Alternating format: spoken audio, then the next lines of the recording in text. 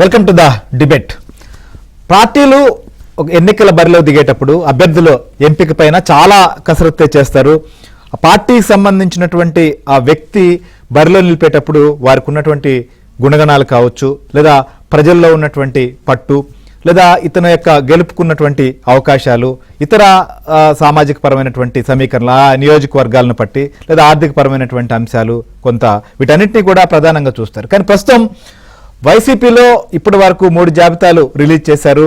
టికెట్ల కోసం కసరత్తు చేస్తూ కొంతమంది ఎంపీ అభ్యర్థులకు కావచ్చు, ఎమ్మెల్యేలకు కావచ్చు, టికెట్ల విషయం పైన కొన్ని కండిషన్స్ పెడుతున్నటువంటి పరిస్థితి. ఆ కండిషన్స్లో చాలా ఉంటున్నాయి. ఒకవేళ ఎవరైనా తమకు పడనటువంటి రాజకీయ నేతను కలిసిన, ఇప్పుడు మచిలీపట్నం ఎంపీ బాలశౌరి ఇదే విషయంలో పార్టీకి రాజీనామా చేసినటువంటి పరిస్థితి. ఆయన సీఎం రేవంత్ విందుకు అటెండ్ అయ్యారు. ఆయనతో పాటు మరికొంతమంది కూడా వెళ్ళారు. దీనిపైన చాలా సీరియస్ అయింది ప్యాలెస్ సంబంధించిన వర్గాలు. ఎందుకు ఒక పార్టీ సంబంధించినటువంటి నాయకుడు మరొక పార్టీ సంబంధించినటువంటి కార్యక్రమానికి వెళ్ళడం కూడా తప్పు, లేదా ప్రత్యర్థి పార్టీలను ఇష్టం వచ్చినట్లుగా తిట్టాలి, ఇదొక కండిషన్. కందుకూరు శాసనసభ్యులు, ఆయన చాలా సీనియర్ శాసనసభ్యులు, మంత్రిగా కూడా పనిచేసినటువంటి వ్యక్తి మహేదర్ రెడ్డి ఇవాళ మీడియాతో మాట్లాడుతూ కూడా ఆయన ఒక విషయం చెప్పారు. కొంతమంది నాయకులు తమను కలిశారు, చంద్రబాబు నాయుడు కావచ్చు, లోకేష్ కావచ్చు, అలానే జనసేన పార్టీ అధినేత పవన్ కళ్యాణ్, వీరెవరినైనా విమర్శించాలి అనేటువంటి అంశాన్ని కూడా చెప్పారు అని. ఇదే అంశంలో అటు ఎంపీ మాగుంట శ్రీనివాస్ రెడ్డి కూడా ఈ విషయానికి ఆయన ఒప్పుకోనటువంటి పరిస్థితి. సో ఇప్పుడు మహేదర్ రెడ్డి బయటపడ్డారు. ఇంకా ఈ విషయాలను బయటకు చెప్పనటువంటి వాళ్ళు చాలా మందే ఉన్నారు. సో ఈ రకంగా ఒక టికెట్, ఒక వ్యక్తిని అభ్యర్థిగా ఎంపిక చేసేటప్పుడు ఈ అంశాలని ప్రాతిపదికగా తీసుకునేటువంటి పరిస్థితి మనం బహుశా ఎక్కడ చూస్తున్నాం. సో కొత్తగా ఇప్పుడు రాజకీయాల్లో ఈ రకమైనటువంటి పరిస్థితి కనిపిస్తుంది. రాజకీయాల్లో ఉన్నప్పుడు ప్రత్యర్థి పార్టీల నాయకుల్ని లేదా విమర్శించడం, లేదా సిద్ధాంతపరమైనటువంటి విమర్శలు, ఇవన్నీ సహజం. కానీ టికెట్ కోసం ఇష్టం వచ్చినట్లుగా మాట్లాడాలి అనేటువంటి కండిషన్లు ఎందుకు అంటే, తమకు టికెట్ ఇవ్వకపోయినా వారు ఇలానే ఇక్కడే ఉండాలి కాబట్టి వారిని ఈ రకంగా తిట్టించి వారిని తమ వద్ద ఉంచుకోవాలనా, లేకపోతే నిజంగా తిట్టడంలో ఏం ఆనందం ఉంటుంది? తిడితే ప్రజలు ఓట్లేసేటువంటి పరిస్థితులు ఉన్నాయా?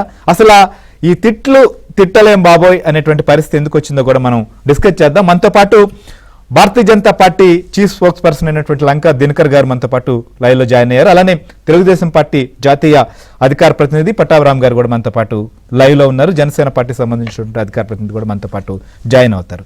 ఎస్, నమస్కారం పట్టాభిరామ్ గారు.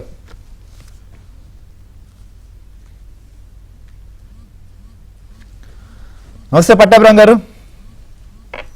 కనెక్ట్ చేయండి. నమస్కారం దినకర్ గారు. రైట్, పట్టాభి గారు, ప్రస్తుతం చూస్తున్న మహేదర్ రెడ్డి అంశాన్ని మనం చూసాం, లేదా కొద్దిసేపటి క్రితమే బాలశౌరి గారు కూడా రిజైన్ చేశారు. ఆయన మరో పార్టీలో చేరబోతున్నటువంటి పరిస్థితి. సో పార్టీ అభ్యర్థిని ఎంపిక చేసేటప్పుడు మీరు కూడా చూస్తుంటారు పార్టీలు కసరత్తు చేసే ప్రక్రియ. కానీ వైసీపీలో ఈ రకమైనటువంటి పోకడని ఎలా చూడాలి?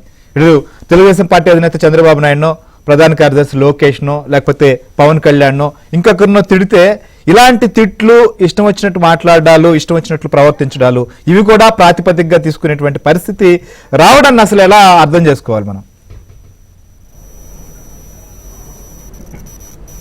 శ్రీహరి గారు, మీకు ప్యానెల్లో ఉన్నటువంటి దినకర్ గారికి, ఏబిఎన్ ప్రేక్షకులందరికీ కూడా హృదయపూర్వక నమస్కారం. అంటే మీరు ప్రస్తావించినటువంటి ఈ పోకడ ఏదైతే ఉందో అది కొత్తగా ప్రారంభమైంది ఏం కాదండి. వైఎస్ఆర్ కాంగ్రెస్ పార్టీలో అది ముందు నుంచి అదే సంస్కృతి ఉంది ఆ పార్టీలో.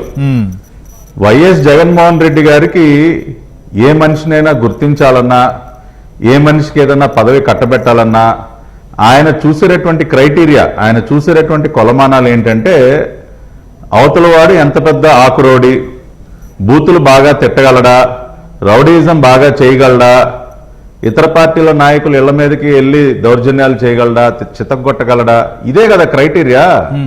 ఆయనకి ప్రజలకు ఏమాత్రం సేవ చేయగలడు, లేదంటే విద్యావంతుడు అవునా కాదా, మంచి సంస్కారవంతుడు అవునా కాదా, ఇతనికి పదవి ఇచ్చి మనం ముందుకు తీసుకొస్తే ఏదన్నా సమాజానికి మంచి చేస్తాడా, అటువంటి విషయాలు ఆయనకి ఎప్పుడూ అక్కర్లేదండి.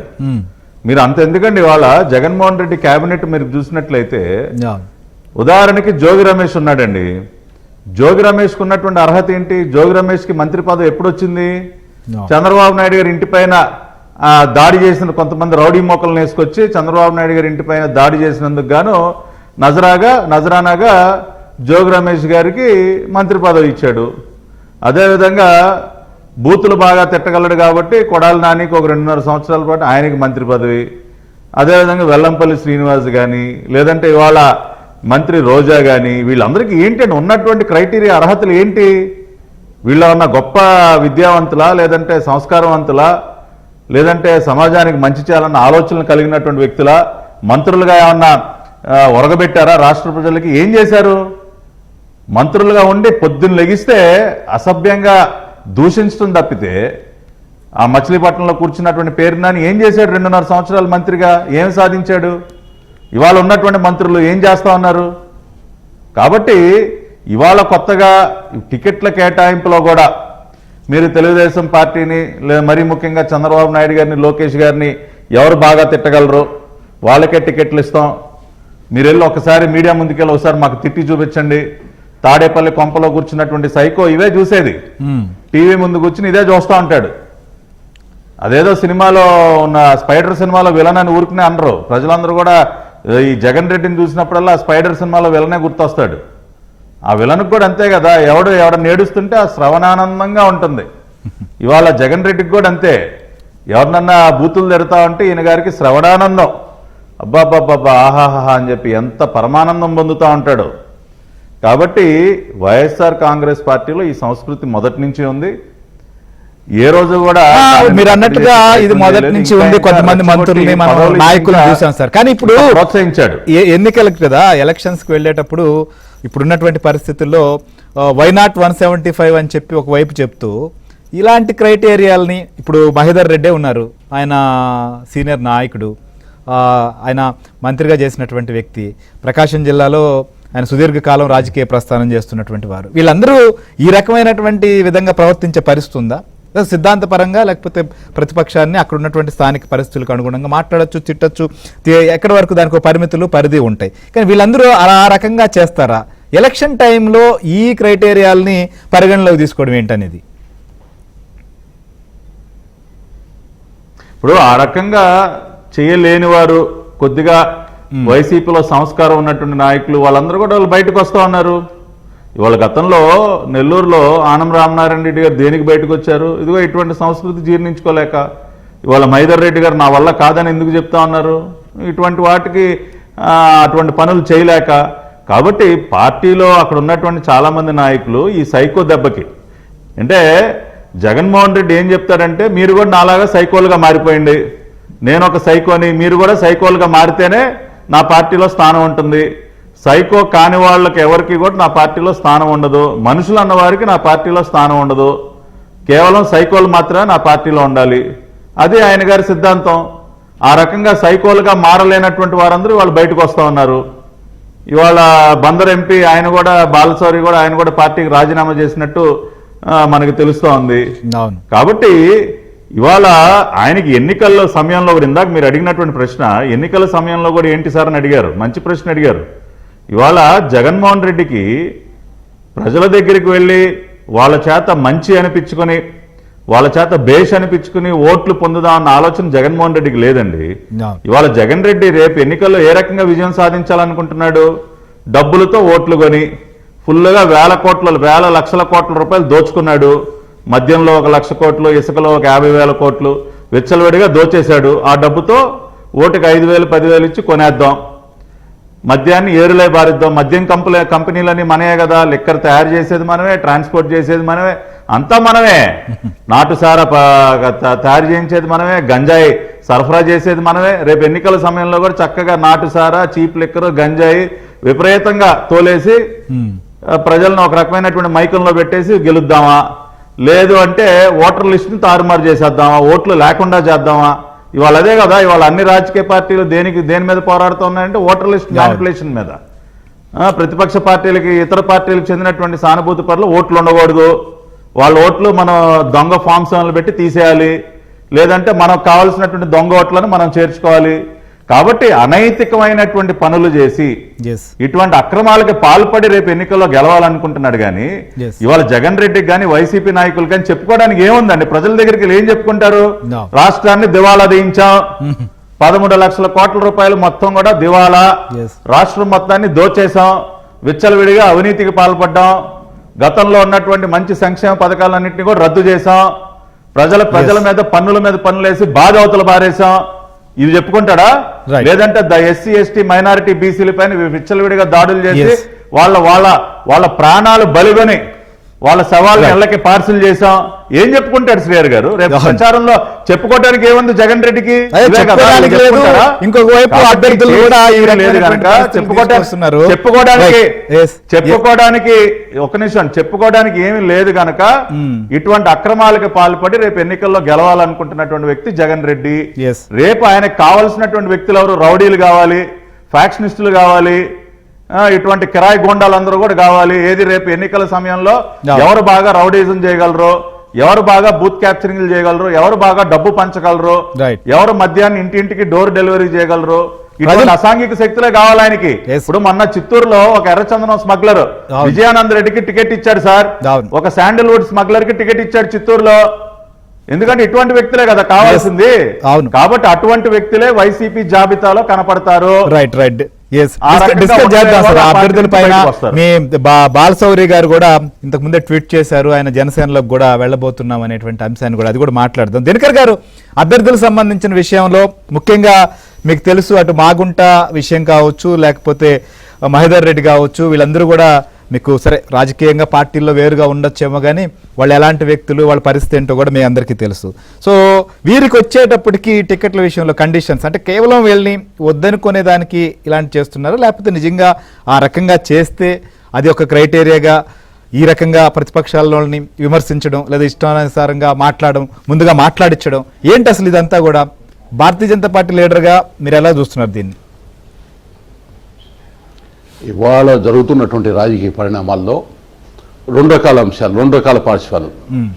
ఒకటి ఏంటంటే వ్యక్తిగతంగా ఫలానా వ్యక్తుల్ని ఫలానా పార్టీలని దూషించమని చెప్పేటటువంటి విధంగా అలా చేస్తేనే టికెట్లు ఇస్తాము, లేకపోతే అలా ఉంటేనే పార్టీలో ఉంచుకుంటాం, అలా ఉంటేనే పదోన్నతులు ఇస్తాము అనేటటువంటి సంస్కృతి ఏదైతే ఉందో ఇది దిగజారినటువంటి సంస్కృతి. రాజకీయాల్లో సాధ్యమైనంత వరకు మాట పొదుపు, చెయ్యి అదుపు, ఈ రెండు అవసరం. ఇవాళ చూస్తుంటే శృతిమించినటువంటి ఆరోపణలు, విమర్శలు, వ్యక్తిగత విమర్శలు, ఇప్పుడు రాజకీయపరమైన విమర్శలు ఏదో పాలసీ ప్రకారము లేకపోతే నిర్ణయాల మీద ఎవరైనా ఏ విమర్శ అయినా చేయొచ్చు, దానికి సమాధానం చెప్పాల్సినటువంటి అవసరం ప్రతి ఒక్క పార్టీకి కూడా, లేకపోతే రాజకీయాల్లో ఉండేవారికి అవసరము అవకాశం రెండు కూడా ఉంటాయి. కానీ ఇవాళ ఏంటంటే ఒక రకమైనటువంటి మానసిక అచేతనతనానికి గురవుతూ ఉంది. ఇవాళ రాజకీయాన్ని ఆంధ్రప్రదేశ్లో చూసినట్లయితే అత్యంత క్రూరంగా, నీచంగా కుటుంబ సభ్యుల్ని సైతం కూడా వాళ్ళందరినీ కూడా వేధించేటటువంటి విధంగా చేసేటటువంటి వ్యాఖ్యలు, లేకపోతే ఆ విధంగా వ్యాఖ్యలు చేసేటటువంటి పెయిడ్ ఆర్టిస్టులు పెట్టుకొని వారి మానసిక స్థైర్యాన్ని దెబ్బతీసే విధంగా ఇవాళ రాజకీయాలు చూస్తున్నాం. గడిచిన 4.5 సంవత్సరంగా ఏ విధంగా ఆంధ్రప్రదేశ్లో రాజకీయాలు నడిచాయనేటటువంటివి ఇవాళ పరాకాష్ట. ఇప్పటి వరకు ఏం జరిగిందంటే వారి పార్టీలో ఉండే సభ్యులతోటి బయట పార్టీలు వాళ్ళని అనిపించారు. ఇప్పుడు వాళ్ళ పార్టీలో టికెట్ ఇవ్వాలంటే అది ఒక నిబంధనగా పెట్టుకున్నటువంటి పరిస్థితి. ఇది రెండు రకాలు. ఒకటి ఇష్టం వచ్చినట్టు వినరాని భాషలో బూతులు తిడుతూ ఆ నాయకుడు ఎవరైతే ఉన్నారో జగన్మోహన్ రెడ్డి గారిని ప్రసన్నం చేసుకొని టికెట్ని తెచ్చుకునేటటువంటి ఒక రకమైనటువంటిది అయితే, పొగడరాని విధంగా పొగిడేటటువంటి అనుచితమైనటువంటి విధంగా ఒక పెద్ద ఆయన మాజీ ఎమ్మెల్యే చనిపోయారు, ఆయన చల్లా రామకృష్ణారెడ్డి గారు, గాంధీ గారితో పోల్చారండి జగన్మోహన్ రెడ్డి గారు ఒక ఆర్టికల్లో. 2020 ఒకసారి మార్చి 26వ తారీఖు ఆంధ్రప్రదేశ్ శాసనసభలో ధర్మాన ప్రసాద్ గారు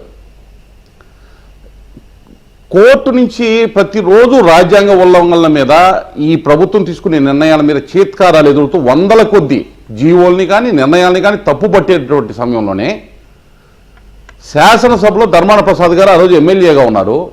ఏ స్థాయిలో పొగిడారంటే జగన్మోహన్ రెడ్డి గారిని మాంటెస్క్యూ, అరిస్టాటిల్, ఫ్రెంచ్ విప్లవం, ఈయన తీసుకునే నిర్ణయాలు కనుక ఆపితే ఫ్రెంచ్ విప్లవం ఏ విధంగా ఉద్భవించింది, ఇటువంటి అంశాలన్నీ ఉటంకిస్తూ చెప్పారు. అంటే ఏంటంటే ఆయన్ని ప్రసన్నం చేసుకుని పదవి కోసం కరెక్ట్గా పదవి వచ్చిందండి, ఆయనకి మంత్రి పదవి వచ్చింది ధర్మాన ప్రసాద్ గారికి. అలాగే జోగి రమేష్ గారు ఏ విధంగా వ్యక్తిగత దాడులతోటి జనాలు వేసుకొని వచ్చి మీద పడేటటువంటి ప్రయత్నం చేశారో ఆయనకి మంత్రి పదవి వచ్చింది. అంటే గత చరిత్ర ఈ 4.5 సంవత్సరంలో చూసినట్లయితే ఈ విధంగా వ్యవహరించే వారికి మాత్రమే స్థానం ఇక్కడ ఉంది అనేటటువంటి ఒక రకమైనటువంటి వాతావరణాన్ని జగన్మోహన్ రెడ్డి గారు అక్కడ చాలా స్పష్టంగా సృష్టించారు, కనబడింది. ఇవాళ అదే పందాలో మాగుంట శ్రీనివాసరెడ్డి గారిని కావచ్చు, ఇవాళ మహేందర్ రెడ్డి గారు వార్తల్లో మనం కొంతమంది బయటకు వచ్చి చెప్పారు, కొంతమంది మహేందర్ రెడ్డి గారు ఇవాళ మాట్లాడారు సార్. మాట్లాడాను ఏమన్నా అంటే కొంతమంది వ్యక్తులు చంద్రబాబు, లోకేష్, పవన్ కళ్యాణ్ విమర్శించాలని నాకు చెప్పారు. సో ప్రతిపక్షాల చేతల్ని విమర్శించడం ఏంటి, సో వైసీపీ టికెట్ ఇవ్వకపోతే ప్రశాంతమైన జీవితం కూడా గడుపుతాను అనేటువంటి మాటలు కూడా ఆయన మాట్లాడారు ఇవాళ. విమర్శ వరకు తప్పు కాదు సార్, ఎందుకంటే ఎవరినైనా విమర్శించవచ్చు రాజకీయంగా. ఇక్కడ విమర్శ కూడా కాదు ఇది, ఇది బండబూతులు, పిచ్చి బూతులు, మనం వినరాని భాష. విమర్శ వేరు, ఇది వేరు. విమర్శ అంటే మనం రాజకీయాల్లో పాలసీస్ వైజ్గా నిర్ణయాల మీద మాట్లాడేటటువంటిది, వాళ్ళు తీసుకునే నిర్ణయాల మీద ఎవరైనా విమర్శించవచ్చు, అందులో ఎటువంటి తప్పు లేదు. పార్టీలో ఉన్నారు కాబట్టి ఆ పదాన్ని లోబడి ఎవరైనా చేయొచ్చు. కాబట్టి దాన్ని విమర్శ, ఇప్పుడు ఈ బూతుల్ని విమర్శ కింద మార్చొద్దండి. విమర్శలు వేరు, బూతులు వేరు. కాబట్టి భవిష్యత్తులో కూడా ఏంటంటే స్టాండర్డ్స్ ఇంకా తగ్గిపోయి విమర్శలు అంటే ఈ మాట్లాడితేనే విమర్శలకి అనే స్టాండర్డ్కి వచ్చే ప్రమాదం ఉంది రాజకీయాలు. కాబట్టి ఇవాళ ఒకటి స్పష్టంగా చెప్పదలుచుకున్నాం, ఇది ఒక పార్శ్వం. అయితే రెండో పార్శ్వం కూడా గెలిచేటప్పుడు గెలిచే పార్టీ దగ్గరికి జంపింగ్ చేయటము, ఆ పార్టీ దగ్గర బీఫామ్ తీసుకొని గెలవటం, మళ్ళీ ఓడిపోయే పరిస్థితి ఉన్నప్పుడు వెళ్ళిపోవటం, మళ్ళీ గెలిచేటప్పుడు రావటం, ఇట్లాంటివన్నీ కూడా చూడాలి.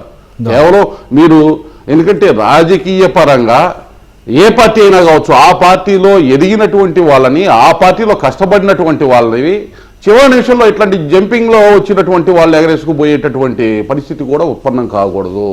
ఎందుకంటే నిన్నటి వరకు ఒక పార్టీలో ఉండి తీవ్రమైనటువంటి విమర్శలు చేసి ఉన్నట్టుండి అకస్మాత్తుగా ఓవర్ నైట్ ఎమ్మెల్యేగా, ఎంపీగా టికెట్ ఎట్లా వాళ్ళకి ఆఫర్ చేయగలరు, వాళ్ళ అంతలోనే పునీతులు ఎలా కాగలిగారు అనేటటువంటి ప్రశ్నలు కూడా వస్తాయి.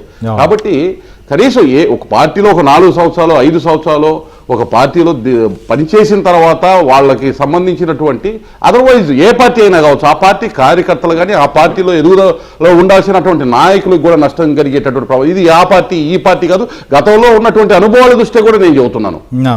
ఏ విధంగా మంచి రాజకీయాల్లో మీరు అన్నట్టుగా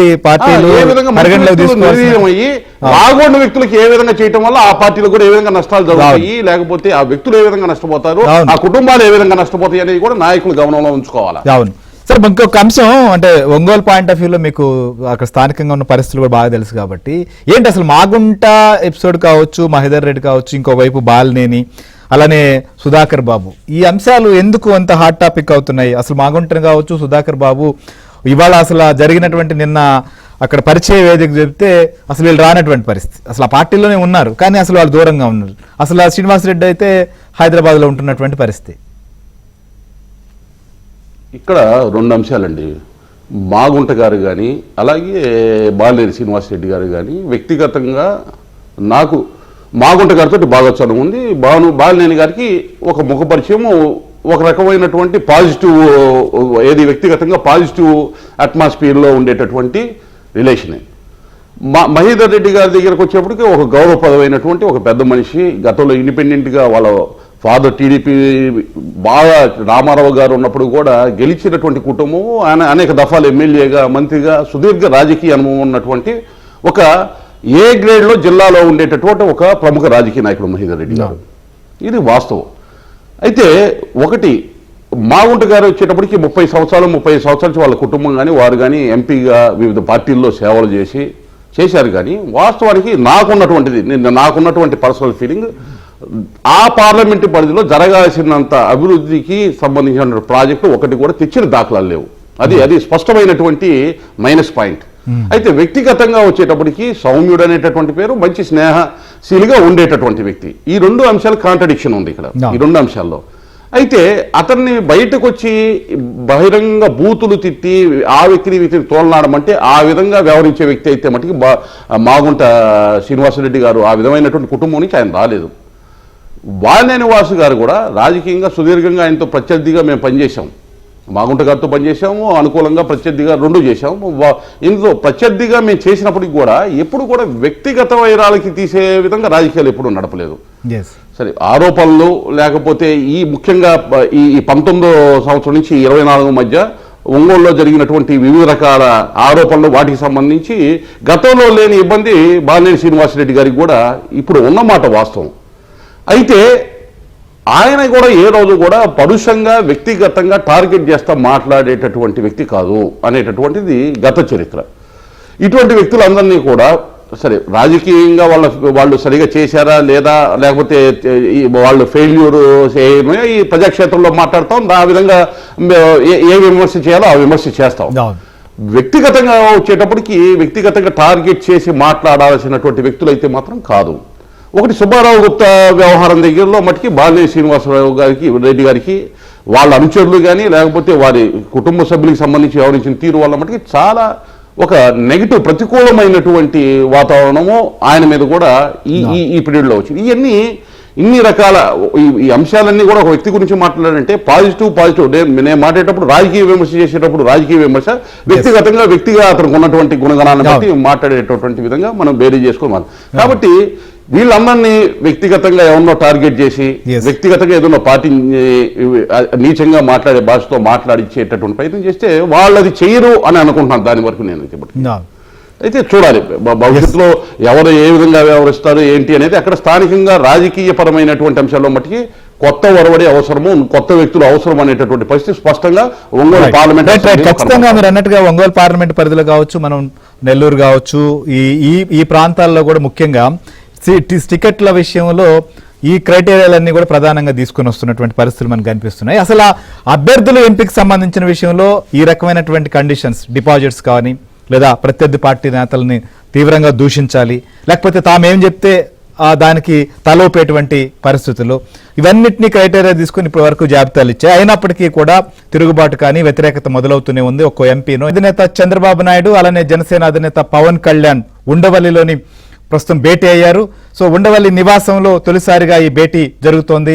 రాబోయేటువంటి రోజుల్లో ఎలా ముందుకు వెళ్లాలనే దానిపైన ప్రధానంగా చర్చిస్తున్నారు. ఇప్పటికే అనేక దఫాలుగా భేటీ అయి పార్టీ పరంగా సంస్థాగతంగా రెండు పార్టీలు ఏ రకంగా ప్రజాక్షేత్రంలోకి ఎదుర్కోవాలి అనేటువంటి అంశం పైన ఇప్పటికే పలు దఫాలుగా చర్చలు కూడా పూర్తి చేశారు.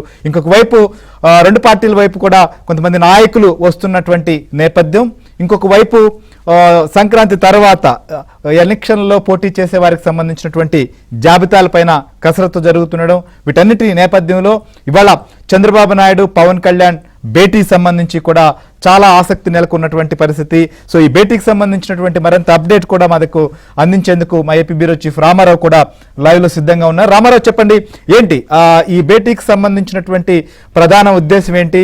తాజా రాజకీయ పరిణామాలతో పాటుగా ఇంకొక వైపు టికెట్లకు సంబంధించినటువంటి అంటే జాబితాకు సంబంధించిన అంశం పైన కూడా చర్చకొచ్చే అవకాశం ఉందనేటువంటిది కూడా తెలుస్తోంది. అసలేంటి ఈ భేటీలో ఉన్నటువంటి ప్రధానమైనటువంటి అంశాలేంటి?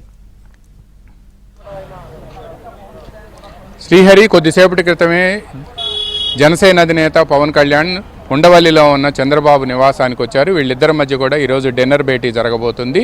ప్రధానంగా 3 అంశాలను ఇందులో చర్చించబోతున్నారు. ఒకటి, అధికార పార్టీ ఇప్పటికే 3 జాబితాలను విడుదల చేసింది, 58 మంది అభ్యర్థులను కూడా ప్రకటించింది. మరో 2 రోజుల్లో అంటే పండగ వెళ్ళిన తర్వాత 16వ తేదీ తర్వాత మరో 2 జాబితాలను ప్రకటించి ఫిబ్రవరి మొదటి వారంలో మొత్తం 175 అసెంబ్లీ నియోజకవర్గాలు 25 లోక్సభ స్థానాల జాబితాలను కూడా ప్రకటించాలని నిర్ణయించింది.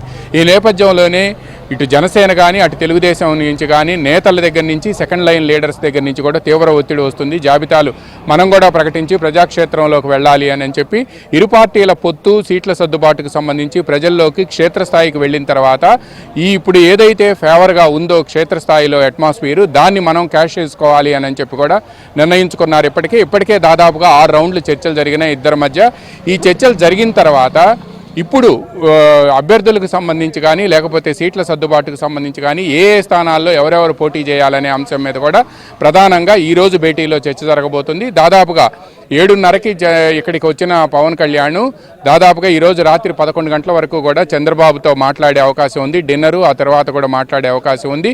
ఈ చర్చల్లో చంద్రబాబు, పవన్ కళ్యాణ్తో పాటు లోకేష్ కూడా పాల్గొనబోతున్నారు. ఇప్పటి వరకు కూడా నారా లోకేష్ మంగళగిరి నియోజకవర్గంలో పర్యటన చేసి వచ్చారు. ఆయన కూడా కొద్దిసేపటి క్రితమే ఇంటికి చేరుకున్నారు. అయితే ప్రధానంగా ఇప్పటి వరకు కూడా ఇరు పార్టీలు కలిసి పొత్తు ఎలా ఉండాలి, క్షేత్రస్థాయిలో సంస్థాగత నిర్మాణాలు, వీటిపై ఇప్పటి వరకు చర్చలు జరిగాయి. కానీ ఈరోజు ప్రధానంగా ఎన్ని స్థానాల్లో ఎవరు పోటీ చేయాలి, నంబర్ 1. నంబర్ 2 అభ్యర్థులకు సంబంధించి వీటన్నిటికంటే ముఖ్యంగా ఇటీవల కాలంలో జనసేనకు కానీ తెలుగుదేశంలో కానీ చేరికలు ఎక్కువగా ఉన్నాయి. వైఎస్ఆర్ కాంగ్రెస్ పార్టీ నుంచి కానీ ఇతర పార్టీల నుంచి కానీ చేరికలు కూడా చాలా ఎక్కువగా కనిపిస్తున్నాయి. ఈ నేపథ్యంలో వీళ్ళు వచ్చే వాళ్ళని ఏం చేయాలి, ఇప్పుడు ఎన్ని సీట్లలో ఎవరెవరు పోటీ చేయాలి, ఎంపీ స్థానాలు ఏంటి, అసెంబ్లీ స్థానాలు ఏంటి, ఏ జిల్లాలో ఎక్కడ అనేది కూడా తేల్చుకోబోతున్నారు ఈరోజు. ఇది తేల్చుకోవడంతో పాటు అభ్యర్థుల ఖరారుకు సంబంధించి కూడా ఎట్టి పరిస్థితుల్లో జనవరి చివరి వారం లోపు తెలుగుదేశం పార్టీ ఇప్పటికే కసరత్తు నిర్వహించి పండగ వెళ్ళిన తర్వాత మొదటి జాబితా ప్రకటించాలని భావించింది. ఇప్పటికే చంద్రబాబు 3 రౌండ్లు 1-to-1 తెలుగుదేశం పార్టీ ఇన్ఛార్జీలతోనూ ఎమ్మెల్యేలతో కూడా ఆయన చర్చలు జరిపారు. అందులో చాలామందికి పరోక్షంగా గ్రీన్ సిగ్నల్ ఇచ్చారు, మీరు నియోజకవర్గంలో పనిచేయమని చెప్పి. అలా చంద్రబాబు నాయుడు ఇప్పుడు మిగతా నియోజకవర్గాలు ఏవైతే ఉన్నాయో, అంటే జనసేన కేటాయించగా మిగతా నియోజకవర్గాలు ఏమున్నాయో అక్కడ అభ్యర్థుల్ని ఎంపిక చేసుకోవడంతో పాటు జనసేనకి ఎన్ని సీట్లు ఇచ్చినా ఆ సీట్లలో ఇప్పటివరకు తెలుగుదేశం పార్టీ తరఫున ఈ 4.5 సంవత్సరాల పాటు నిర్బంధాలని, పోరాటాలని, ప్రభుత్వ ఒత్తిడిని అన్నింటినీ ఎదుర్కొని పనిచేశారో వాళ్ళకి సర్ది చెప్పాల్సిన పరిస్థితి ఉంది. అది 30 స్థానాలు ఇస్తారా, 25 ఇస్తారా, లేకపోతే 35 ఇస్తారా అనేది పక్కన పెడితే ఆ స్థానాలు ఎన్ని స్థానాలు ఇస్తే ఆ స్థానాలన్నింటిలో వాళ్ళకి కూడా సర్ది చెప్పాల్సి ఉంది. అందువలన సీట్ల సర్దుబాటుకు సంబంధించి ఒక కొలిక్కు వస్తేనే వెంటనే దీనికి సంబంధించి ఒక నిర్ణయం జరిగే అవకాశం ఉంది అని కూడా భావిస్తున్నారు. అదేవిధంగా జనసేనకు కూడా ఇటీవల కాలంలో చేరికలు ఎక్కువయ్యాయి. మనం చూసాం కొద్దిసేపు కృష్ణా జిల్లాలో మచిలీపట్నం ఎంపీ మీరు అన్నట్లుగా సీట్లు సర్దుబాటు అంశం అనేది కూడా ఒక ప్రధానమైనటువంటి అంశం. దానికి తోడు ఉమ్మడి కార్యక్రమాలు కూడా నిర్వహిస్తూ ముందుకు పోవాల్సినటువంటి పరిస్థితి ఉంది. రేపు సంక్రాంతి సందర్భంగా భోగి పండుగ వేడుకలో కూడా ఇద్దరు పాల్గొనేటువంటి పరిస్థితులు ఉన్నాయి. రాబోయేటువంటి రోజుల్లో కూడా ఇంకా వేగంగా ఉమ్మడిగా కలిసి ముందుకు వెళ్ళేటువంటి పరిస్థితుల నేపథ్యంలో ఈ జాబితాకు సంబంధించినటువంటి కసరత్తు ఈ జనవరి చివరిలో ఉమ్మడి జాబితా రిలీజ్ అయ్యేటువంటి పరిస్థితులు ఉన్నాయా? ఎస్, ఎట్టి పరిస్థితుల్లో కూడా ఉమ్మడి జాబితా అనేది ఉండదు. ఎవరికి తెలుగుదేశానికి జాబితా తెలుగుదేశం అండ్ వైసీపీ జనసేన జాబితా జనసేన ఎవరికి వాళ్ళు రిలీజ్ చేస్తారు. బట్ ఎందుకు అని అంటే ఒకవేళ అక్కడ సీట్ల సర్దుబాటు పాను మిగతాది మెజారిటీ స్టేక్ తెలుగుదేశానికి ఉంటుంది. అవి ఎన్ని సీట్లైనా కూడా తెలుగుదేశానికి దీనికి సంబంధించి పొత్తుల్లో సీట్ల సర్దుబాటు తర్వాత చాలా ఇబ్బందికరమైన పరిస్థితులు కూడా ఎదురుగాబోతున్నాయి. ఎందుకంటే ఎన్ని సీట్లు ఇచ్చారో ఎన్ని సీట్లలో ఉన్న వాళ్ళందరికీ కూడా సర్ది చెప్పాల్సిన బాధ్యత ఆ పార్టీకి ఉంది. కాబట్టి అందువల్ల వాళ్ళందరికీ సర్ది చెప్పి వాళ్ళందరికీ అధికారంలోకి వచ్చిన వెంటనే ఏదో ఒక పదవులు ఇస్తామని చెప్పి తర్వాత మాత్రమే తెలుగుదేశం జాబితా కొన్ని స్థానాల్లో చివరి వరకు ఉండే అవకాశం ఉంది. బట్ జనసేన కూడా దీనికి సంబంధించి కూడా కసరత్తు చేస్తుంది. ఎన్ని స్థానాల్లో పోటీ చేయాలనేది ఇటీవల కాలంలో దాదాపుగా పవన్ కళ్యాణ్ 15 రోజుల నుంచి గుంటూరు, కృష్ణా జిల్లాల నేతలతో పాటు తూర్పు, పశ్చిమ గోదావరి జిల్లాల నేతలతో కాకినాడ వెళ్లి ప్రత్యేకంగా ఆయన అక్కడ సమావేశమయ్యారు. ఇక్కడ మంగళగిరి కేంద్ర కార్యాలయంలో ఈ 2 జిల్లాల నేతలతో సమావేశమయ్యారు. అందుకని ఎవరి జాబితా వాళ్ళు ప్రకటించబోతున్నారు. బట్ రేపు సంక్రాంతి పర్వదినం సందర్భంగా రాజధానిలోని మందడంలో అక్కడ స్కూల్లో, ప్రైవేట్ స్కూల్లో ఆయన భోగి మంటల కార్యక్రమంలో పాల్గొనబోతున్నారు. ఈ లోపే దీనికి సంబంధించి ఒక అవగాహనకు వస్తే బాగుంటుంది అనేది కూడా ప్రధానంగా వీళ్ళ మధ్య చర్చ జరిగింది. మొన్న హైదరాబాద్లో జరిగిన చర్చల తర్వాత ఈరోజు ఉండవల్లిలో చంద్రబాబు నివాసంలో చర్చలు జరుగుతున్నాయి. సంక్రాంతి సందర్భంగా, పండుగ పర్వదినాల సందర్భంగా ఆయన డిన్నర్కి ఆహ్వానించారు పవన్ కళ్యాణ్ని. ఈ నేపథ్యంలోనే రేపు ఉదయం భోగి మంటలకు ముందే దీనికి సంబంధించి ఒక నిర్ణయానికి రావాలి. ప్రాథమికంగా ఒక అవగాహనకు వస్తే ఆ తర్వాత 2 పార్టీలు కలిసి ఉమ్మడి కార్యాచరణ, ఉమ్మడి మేనిఫెస్టోని ప్రకటించబోతూ ఉన్నారు. Srihari. Right, thank you Ramarao. So దీనికి సంబంధించి మరింత అప్డేట్స్ కూడా మీ దగ్గర నుంచి తెలుసుకుంటూ ఉంటాం. ఎందుకంటే ఈ భేటీ కూడా చాలా కీలకమైంది. ఆంధ్రప్రదేశ్ రాజకీయాల్లో ప్రస్తుతం జరుగుతున్నటువంటి భేటీకి చాలా ప్రాధాన్యం ఉన్నటువంటి పరిస్థితి. ఒకవైపు మనం చూస్తున్నాం వైసీపీ 3 జాబితాలు రిలీజ్ చేసింది. టికెట్లకు సంబంధించినటువంటి కేటాయింపులో కొన్ని కండిషన్స్ పెడుతున్నటువంటి పరిస్థితుల్లో ఇంకొక వైపు చాలా మంది కూడా ఇటు తెలుగుదేశం కావచ్చు, జనసేన, మిగిలినటువంటి పార్టీల వైపు చూస్తున్నటువంటి పరిస్థితుల్లో ప్రస్తుతం వీరి భేటీకి చాలా ప్రాధాన్యత కూడా సంతరించుకున్నటువంటి పరిస్థితి. పట్టాభి గారు, ఏంటి అసలు ఇవాళ జరుగుతున్నటువంటి భేటీ? ఇంకొక వైపు ఆడ కండిషన్స్ ఉన్నాయి, ఇంకొక వైపు ఇక్కడ సర్దుబాటుతో ముందుకెళ్లేటువంటి పరిణామాల్లో ఇవాళ భేటీ కూడా జరుగుతోంది. ఈ భేటీలో ప్రధానంగా ఇప్పటికే మా ఏపీ బ్యూరో చీఫ్ రామారావు గారు చెప్పారు, ప్రధానంగా 3 అంశాలపైన కూడా దృష్టి పెట్టారని చెప్పి. సో ఈ భేటీకి ఉన్నటువంటి ప్రాధాన్యత, పార్టీకి సంబంధించినటువంటి అధికార ప్రతినిధిగా మీరు ఏం చెప్తారు? శ్రీహరి గారు, చంద్రబాబు నాయుడు గారు, పవన్ కళ్యాణ్ గారు గత నెల 2 నెలలుగా అనేక సందర్భాల్లో అనేక విషయాలపైన చర్చించుకోవడం కోసం కలుస్తూ ఉన్నారు. అంటే ఇంకా సమయం కూడా దగ్గర పడుతుంది. మొన్ననే ఇద్దరు కలిసి కేంద్ర ఎన్నికల కమిషనర్ గారు కూడా కలవటం జరిగింది విజయవాడ వచ్చినప్పుడు. అనేక అంశాల మీద నిర్ణయాలు తీసుకుని ముందుకు వెళ్లాల్సినటువంటి పరిస్థితి. ఒక పక్కన చంద్రబాబు నాయుడు గారు రా కదలి రా పేరుతో మరి రాష్ట్రంలో ఉన్నటువంటి ప్రతి పార్లమెంట్ కాన్స్టిట్యున్సీలో కూడా బహిరంగ సభలు ఏర్పాటు చేస్తూ అనేక విషయాల మీద ప్రజల్ని చైతన్యవంతులు చేస్తూ ఆయన ముందుకు సాగుతున్నారు. రెండో పక్కన నారా లోకేష్ గారు అంటే నిన్నటి వరకు ఈ రోజు వరకు మంగళగిరి కాన్స్టిట్యున్సీలో ఆయన విస్తృతంగా పర్యటించడం, రేపు పండగ వెళ్ళిన తర్వాత రాష్ట్ర వ్యాప్తంగా కూడా ఆయన పర్యటనలు ఆయన సిద్ధం చేసుకుంటూ ఉన్నారు. భువనేశ్వర్ గారు అనేక ప్రాంతాల్లో ఆవిడ పర్యటిస్తున్నారు.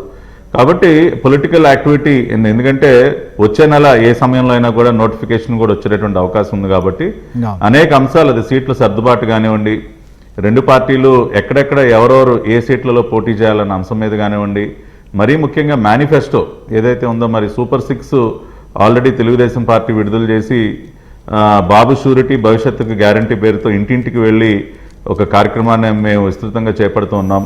జనసేన వైపు నుంచి కూడా అనేక ప్రతిపాదనలు రావటం జరిగింది. మొన్న ఈ మధ్యనే టీడీపీ జనసేన ఉమ్మడి మేనిఫెస్టో కమిటీ కూడా సమావేశం అవడం జరిగింది. నేను ఆ కమిటీ సభ్యుడిగా, నేను యనమల గారు, మేమందరం కూడా అనేక విషయాలు జనసేన పార్టీ వైపు నుంచి వచ్చినటువంటి వారి టీం మెంబర్స్తో మేము చర్చించడం జరిగింది. మరి ఆ రోజున మీటింగ్ యొక్క సారాంశం ఏదైతే మేము ఆ రోజున మేము డిస్కస్ చేసాం, వాటి మీద కూడా మరి ఇరువురు నాయకులు ఈ రోజున చర్చించేటటువంటి అవకాశం ఉంది. కాబట్టి ఒకటి సీట్ల సర్దుబాటు, అదేవిధంగా సీట్ల కేటాయింపు, ఎక్కడెక్కడ కాన్స్టిట్యున్సీలను ఎవరెవరు చేయాలన్న అంశం మీద, అభ్యర్థులు విషయంగా కానివ్వండి, ఇటువంటి కీలక అంశాల మీద ఇవాళ ఇరువురు నేతలు కూడా చర్చించుకోబోతున్నారు. అదేవిధంగా రేపు ఉదయం అమరావతిలో మరి భోగి మంటలు కార్యక్రమంలో కూడా ఇద్దరు నాయకులు కూడా కలిసి పాల్గొనబోతున్నారు. కాబట్టి ఇది ఒక కీలకమైనటువంటి భేటీగానే మనం అనుకోవాలి. సంక్రాంతి తర్వాత మరి అభ్యర్థుల జాబితాలు కూడా విడుదలయ్యేటటువంటి అవకాశం ఉంది.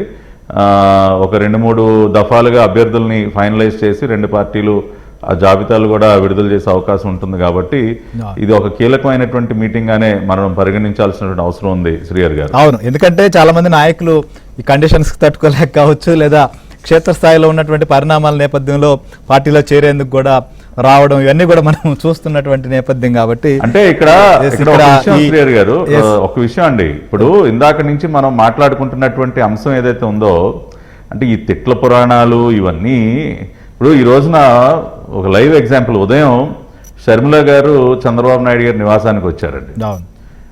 వచ్చినటువంటి సందర్భంలో ఎంతో సహృద్భావ వాతావరణంలో చంద్రబాబు నాయుడు గారు ఆవిడని రిసీవ్ చేసుకుని ఆవిడతో కూర్చుని చాలాసేపు వైఎస్ రాజశేఖర రెడ్డి గారితో ఆయనకు ఉన్నటువంటి స్నేహం, అంటే ఇద్దరు నేతలు మరి గతంలో కాంగ్రెస్లో పనిచేసినప్పుడు ఇద్దరు మంచి స్నేహితులుగా పేరు పొందారు.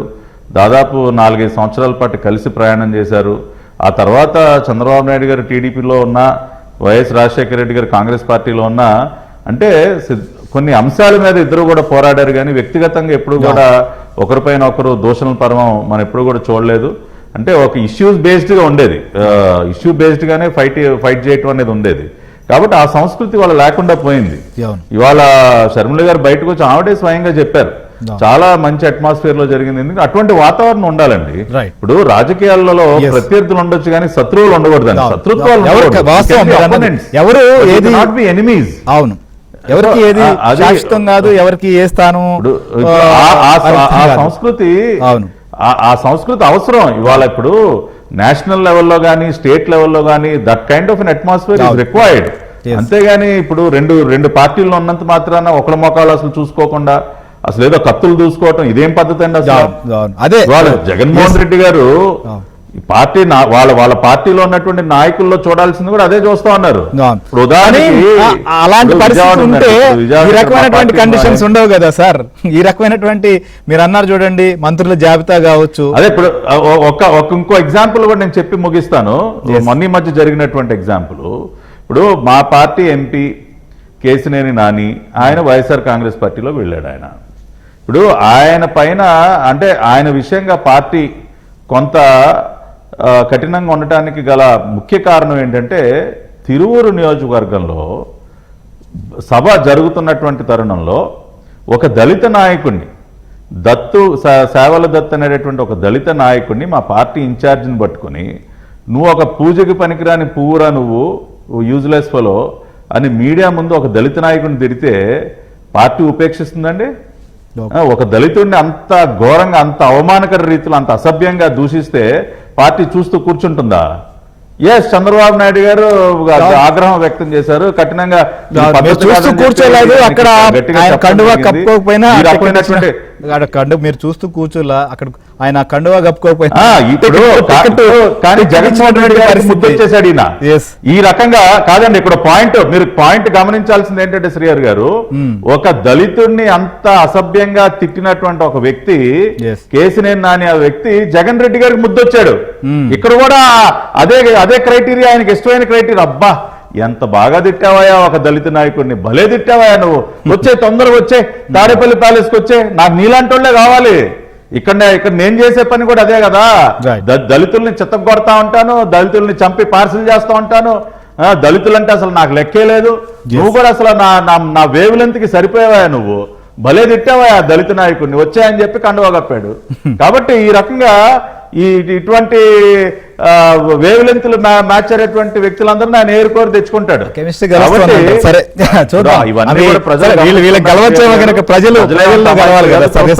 రాయపాటి అరుణ గారు కూడా జనసేన నాయకురాలు జాయిన్ అయ్యారు. నమస్కారం మేడం. పవన్ కళ్యాణ్ గారితో ఇవాళ చంద్రబాబు గారితో భేటీ అయినటువంటి పరిస్థితి, భేటీకి కూడా చాలా ప్రాధాన్యత ఉంది. చాలా కీలకమైనటువంటి అంశాలు కూడా చర్చకు వస్తాయి అనేది మాత్రం తెలుస్తున్నటువంటి పరిస్థితి. మీకున్నటువంటి ఇన్ఫర్మేషన్ ఏంటి? సో ప్రస్తుతం ఉన్నటువంటి పరిస్థితుల్లో కొంతమంది పార్టీలోకి వస్తున్నారు, కొంతమంది టికెట్లు ఆశిస్తున్నటువంటి పరిస్థితి, ఇంకొక వైపు సర్దుబాట్లు ఇవన్నీ జరగాల్సి ఉంది, ఇంకొక పాటు బీజేపీతో మీరు కలిసి ఉన్నటువంటి పరిస్థితులు ఉన్నాయి. ఏంటి అసలు ఈ భేటీకి సంబంధించినటువంటి అంశాలు? పార్టీ వైపు నుంచి మాకున్న ఇన్ఫర్మేషన్ ప్రకారం అయితే అండి, ఈ భేటీకి సంబంధించి నాకు తెలిసి సంక్రాంతికి అభ్యర్థుల లిస్ట్ అనేది ఫస్ట్ లిస్ట్ ప్రకటిస్తామని చెప్పేసి ఇరు పార్టీల నుంచి కూడా కొన్ని సంకేతాలు ఇప్పటికే ఇచ్చున్నారు మీడియా ముఖ్యంగా కొన్ని సభల్లోనూ. దానికి సంబంధించి ఈ రోజు మేనిఫెస్టోకి సంబంధించిన వివరణ, అంటే రెండు పార్టీల నుంచి ఫైనలైజ్ చేసుకున్న మేనిఫెస్టో గురించి, అలాగే రేపు ప్రకటించబోయే అభ్యర్థుల లిస్ట్ కు సంబంధించి చర్యలు జరుగుతాయండి. ఇవి రెండు ప్రకటించిన అనంతరము కార్యాచరణ ఏంటి, గ్రౌండ్ లోకి ఎలక్షనీరింగ్ ఏ విధంగా ముందుకు వెళ్ళాలన్న కాన్సెప్ట్ గురించి వెళ్తారు, దాని గురించి ఇవాళ చర్చలు జరుగుతాయని చెప్పేసి మాకున్న ఇన్ఫర్మేషన్ అండి డెఫినెట్ గా. అలాగే ఇంకోటి ఏంటి అంటే, ఇప్పటి వరకు ఏ అభ్యర్థి అంటే ఆల్రెడీ అధికార పార్టీ నుంచి కొంతమంది మన పార్టీలోకి రావడం, ఇరు పార్టీల వైపు నుంచి కూడా రావడం, టీడీపీలో కానివ్వండి, జనసేనలో కానివ్వండి, అలాగే బీజేపీకి సంబంధించిన అంశం కూడా ఇప్పటికీ పెండింగ్ లో ఉండడం మూలంగా అభ్యర్థులకు సంబంధించి ఖరారు చేయడం అనే అంశం అనేది కత్తి మీద సాములాగా మారింది. ఎవరు బలాబలాలు ఏంటి అనేది అభ్యర్థి యొక్క బలాబలాలను పరిశీలించి ఇవ్వడం జరుగుతుంది. ఇక్కడ సీనియర్లా, పార్టీకి విధేయులా కాదా, ఎప్పటి నుంచో ఉన్నారా లేదా, ఈ అంశాలన్నింటిని పక్కన పెట్టి అభ్యర్థికి టికెట్ ఇస్తే గెలిచి అసెంబ్లీలో కూర్చుంటాడా లేదా అన్నది మాత్రమే క్రైటీరియాగా భావించి ఇప్పుడు టికెట్లు ఇవ్వడం జరుగుతుంది ఇరు పార్టీల వైపు నుంచి కూడా. దీనికి సంబంధించి పెద్ద ఎత్తున ఇద్దరు అధ్యక్షుల మధ్య చర్చలు జరగాల్సి ఉంది. దానికి సంబంధించి ఈ రాత్రి ఆ సమాచారానికి సంబంధించి వేదిక కాబోతుందని చెప్పేసి అయితే మాకు పార్టీ సైడ్ నుంచి ఉన్న సమాచారం ఉంది. రైట్. మీరు అన్నట్లుగా పవన్ కళ్యాణ్ తొలి నుంచి కూడా చెప్తున్న మాట ఒకటే, ముఖ్యంగా ప్రతిపక్షాలకు సంబంధించి కూడా ఏదైతే వ్యతిరేక ఓటు ఉందో ప్రభుత్వానికి వ్యతిరేక ఓటు చీలకూడదు అనేటువంటి అంశంలో ఆయన పనిచేస్తున్న పరిస్థితులు. ఇంకొక వైపు ప్రస్తుతం జరుగుతున్నటువంటి పరిణామాల నేపథ్యంలో ఈ సమావేశం కూడా కీలకంగా మారినటువంటి పరిస్థితి. దినకర్ గారు, ఏంటి అసలుకి ప్రస్తుతం రాజకీయ పరిణామాలు మనం చూస్తున్నాం, ఆంధ్రప్రదేశ్లో చాలా వేగంగా మారుతున్నాయి. ఎందుకంటే ఎన్నికల సమీపిస్తున్నటువంటి పరిస్థితి, నోటిఫికేషన్ కూడా తొందరలోనే వస్తుందనేటువంటి చర్చ ఒకవైపు మనం చూసిన ఎలక్షన్ కమిషన్ కూడా రావడం, ఎలక్షన్కి సంబంధించినటువంటి కసరత్తు జరుగుతున్న నేపథ్యంలో బీజేపీ అంటే మనం ఇందాక చర్చించిన వైసీపీలో టికెట్ ఆశిస్తుంటే ఎలాంటి షరతులు పెట్టారు, ఏ రకంగా చెప్పారు అనేటువంటిది, మరి మీ పరిస్థితి ఏంటి? సుస్పష్టం అండి. కేంద్ర పార్టీ ఆదేశానుసారం మాత్రమే అడుగులు ఉంటాయి. ఇది జాతీయ పార్టీ. గతంలో కూడా పొత్తులు ఏ సందర్భంలో ఏ సమయంలో ఎలా జరిగినాయి అనేటటువంటిది చరిత్రని అబ్జర్వ్ చేస్తే ఒకసారి తెలుస్తుంది. కాబట్టి ఏ విధంగా వెళ్ళాలి ముందుకి అనేటువంటిది కేంద్ర పార్టీ నిర్ణయిస్తుంది. దాని ప్రకారం మా కసరత్తు అయితే ఆల్రెడీ ఎన్నికల కమిటీలు ప్రతి అసెంబ్లీ కాన్స్టిట్యున్సీలు, పార్లమెంటరీ కాన్స్టిట్యున్సీలో ఇప్పటికే కసరత్తు ప్రారంభమైంది. నేను కూడా విజయవాడ పార్లమెంట్కి ఇన్ఛార్జిగా ఉండి 7 అసెంబ్లీలకి ఈ 2 రోజుల్లో పూర్తి చేయడం జరిగింది. ఎవరైతే ఎన్నికల కమిటీ కింద కౌంటింగ్ వరకు కూడా ఎవరు బాధ్యతలు తీసుకోవాలి అనే అంత లోతుగా ఒక ఫార్మేట్ ఉంది. మా పార్టీకి ఒక ఫార్మేట్ ఉంది. దాదాపు 35-36 డివిజన్స్ ఉంటాయి. అక్రాస్ ద కంట్రీ మొత్తం కూడా ఆ ఫార్మేట్ ఫాలో అవుతాం మేము. As per that format already మా కార్యాచరణ మా పార్టీ అంతర్గతంగా ఏం చేయాలనేది మేము చేసుకుంటూ ముందుకెళ్ళిపోతా ఉన్నాం. రెండోది పొత్తులకి సంబంధించి కానీ లేకపోతే రాజకీయపరమైన నిర్ణయాలు ఇక్కడ మా పార్టీకి సంబంధించి పెద్దలతోటి ఢిల్లీ పెద్దలతోటి మీటింగ్ జరిగింది. దానికి సంబంధించినటువంటి మా నాయకులు ఎవరైతే ఉన్నారో అందరికీ సంబంధించినటువంటి వాళ్ళు ఏం చెప్పారనేది షీల్డ్ కవర్లో ఢిల్లీకి వెళ్ళింది. అక్కడ పరిశీలన చేసిన తర్వాత ఒక ప్రొసీజర్ ప్రకారం మా కేంద్ర పార్టీ పెద్దలు ఏ నిర్ణయం ప్రకటిస్తారో దాని ప్రకారం మేము ముందుకెళ్ళడం జరుగుతుంది. కాబట్టి ఇది ఇది ఇది వెరీ క్రిస్టల్ క్లియర్. ఎన్నిసార్లు మనం ప్రశ్నించినా ఎన్నిసార్లు చర్చించుకున్నాం, భారతీయ జనతా పార్టీలో ఉండే ప్రక్రియ ఇది. దీన్ని అర్థం చేసుకోవాల్సినటువంటి అవసరం ఉంది. తప్పనిసరిగా ఒకటి వాస్తవం, ఇక్కడ జరుగుతున్నటువంటి రాజ్యాంగేతర పరిపాలనకి చరమగీతం పాడేదానికి భారతీయ జనతా పార్టీ పనిచేస్తుంది. ఇవాళ మీరు ఎలక్షన్ కమిషన్ దగ్గర కూడా ఏదైతే పురంధేశ్వరి గారు, సత్యకుమార్ గారు, మట్టాప్రసాద్ గారు, అట్లాగే మా విష్ణుకుమార్ రాజు గారు అందరూ కూడా ఒక బృందంగా కేంద్ర ఎన్నికల కమిషన్ దగ్గరికి వెళ్ళిన తర్వాత ఏ అంశాలు అయితే మేము ఎత్తి చూపించామో ఆ అంశాలకి రిప్లై వచ్చింది. వాళ్ళ ఎలక్షన్ కమిషన్ దగ్గర నుంచి రావటము, ముఖ్యంగా విశాఖ నార్త్కి అసెంబ్లీకి సంబంధించి 61,000 ఓట్లు ఆధారాలతో సహా విష్ణుకుమార్ రాజు గారు ఇస్తే కేంద్ర ఎన్నికల కమిషన్ యాక్సెప్ట్ చేసిన దాదాపు ఒక 14,000 ఓట్ల వరకు ఆ ప్రాంతంలో ఉండే వాళ్ళు బయటికి వెళ్ళటం కానీ డెత్స్కి సంబంధించి ఓటర్లుగా కొనసాగుతున్నాయి రిమూవ్ చేయటం, బోగస్ ఓట్లుగా ఉన్న మిగతా వాటి మీద కూడా మేము పరిశీలన చేస్తున్నామని రిప్లై వచ్చారు. అదేవిధంగా తిరుపతి ఎన్నికలు, పార్లమెంట్ ఎన్నికల్లో ఆ రోజు మేము ఎత్తి చూపించాము. సత్యకుమార్ గారు ప్రెస్ మీట్ పెట్టి బోగస్ ఐడి కార్డు తోటి దాదాపు 35,000 నుంచి 40,000 బోగస్ ఓట్లు ఐడి ఇది క్రియేట్ చేసి ఓట్లు వేసినటువంటి అట్టు కూడా సాక్ష్యాలతో సహా ఆ రోజు మేము ఏదైతే ఎత్తి చూపించామో ఈరోజు ఎలక్షన్ కమిషన్ వాటి మీద కూడా చర్యలు తీసుకునే విధంగా తిరుపతి డిస్ట్రిక్ట్ ఎలక్షన్ ఆఫీసర్కి వారికి విత్ ఎవరెవరైతే ఇందులో ఇన్వాల్వ్ అయ్యారో వాళ్ళని ఆధారాలతో సహా పట్టుకొని ముందు లోపల వేయమని చెప్పి విత్ సెక్షన్స్తో సహా మెన్షన్ చేసి వాళ్ళు తీసుకోబోయే కార్యాచరణ మీద స్పష్టంగా పురంధేశ్వరి గారికి, మా పార్టీ అధ్యక్షురాలు గారికి ఇప్పటికే రిప్లై ఇచ్చారు. కాబట్టి ఒకటి క్రిస్టల్ క్లియర్ అండి, రాష్ట్రంలో జరుగుతున్న అరాచక పాలనకి చరమగీతం పాడే దిశగా భారతీయ జనతా పార్టీ చర్యలు ఉంటాయి. ఆ విధమైన పోరాటంతోనే ముందుకెళ్తాం. అవును, ఇప్పటికే ఇదే విషయం మీద కూడా ఇవాళ జరుగుతున్నటువంటి భేటీలో కూడా కొన్ని అంటే ప్రస్తుతం జరుగుతున్న రాజకీయ పరిణామాలు, మనం ఢిల్లీ కేంద్రంగా కావచ్చు, ఇటు ఆంధ్రప్రదేశ్లో జరుగుతున్న పరిణామాలన్నీ పరిశీలించిన తర్వాత ప్రభుత్వ వ్యతిరేక ఓటు సంబంధించిన అంశం కానీ లేదా ఇక్కడ ఉన్నటువంటి పాలన పైన స్పష్టంగా ఉన్నటువంటి పరిస్థితి, బీజేపీ అయినా, తెలుగుదేశం పార్టీ అయినా, జనసేన అయినా కూడా చాలా క్లియర్గా ఉన్నారు ఏ రకంగా అనేది కూడా.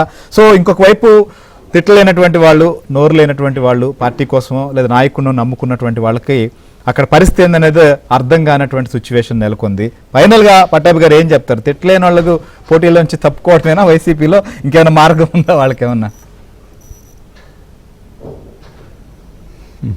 ఇప్పుడు వైసీపీ ఒక మునిగిపోతున్నటువంటి నావా కాబట్టి ఖచ్చితంగా అక్కడి నుంచి బయటికి దూకే వాళ్ళే ఎక్కువ మంది ఉంటారు, దానిలో ఎటువంటి అనుమానం లేదు. అదేవిధంగా వాళ్ళు వైసీపీకి అభ్యర్థులు కరువైపోతా ఉన్నారండి. అసలు బాలశౌరి గారు కూడా వాళ్ళకి వారీగా అసెంబ్లీ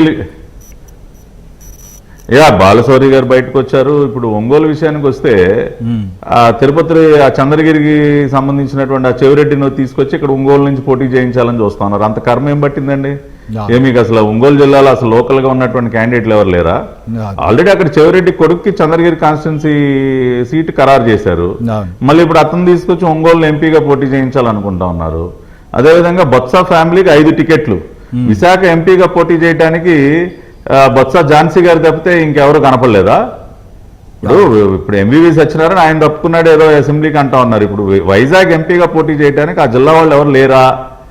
ఆల్రెడీ బొత్స కుటుంబానికి ఎన్ని సీట్లు ఇస్తారండి? బొత్స సత్యనారాయణ చీపురుపల్లి నుంచి, గజపతి నగర్ నుంచి తమ్ముడు, నెల్లిమర్ల నుంచి ఇంకొక బంధువు, అదేవిధంగా ఆల్రెడీ మేనల్డ్ ఏమో జడ్పీ చైర్మన్ గా ఉన్నాడు, మళ్ళీ విజయనగరం ఎంపీ సీట్ అంటా ఉన్నారు, మళ్ళీ భార్యకేమో మళ్ళీ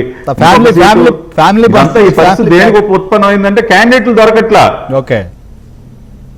ఫ్యామిలీ ప్యాకేజ్ ఇప్పుడు క్యాండిడేట్లు దొరకట్లేదు సార్. ఇప్పుడు కారుమూరు నాగేశ్వరరావు ఆయన ఆల్రెడీ తణుకు నుంచి ఆయన పోటీ చేస్తా ఉన్నాడు. మళ్ళీ కొడుక్కి ఏలూరు పార్లమెంటు, అక్కడ కోటగిరి విద్యార్థుల అబ్బాయి ఆయన హ్యాండ్స్ అప్, కోటగిరి శ్రీధర్ ఇక నా వల్ల కాదు నేను విరమించుకుంటున్నానని చెప్పి ఆయన వెళ్ళిపోయాడు. ఇవాళ మళ్ళీ కారుమూరు నాగేశ్వరరావు కొడుకుని తీసుకొచ్చి మళ్ళీ ఏలూరు ఎంపీగా పెడతా ఉన్నారు. ఆదిమూలపు సురేష్ కు టికెట్, మళ్ళీ ఆదిమూలపు సురేష్ తమ్ముడు సతీష్ కి ఇంకొక చోట టికెట్, అన్ని ఇంతే కదా.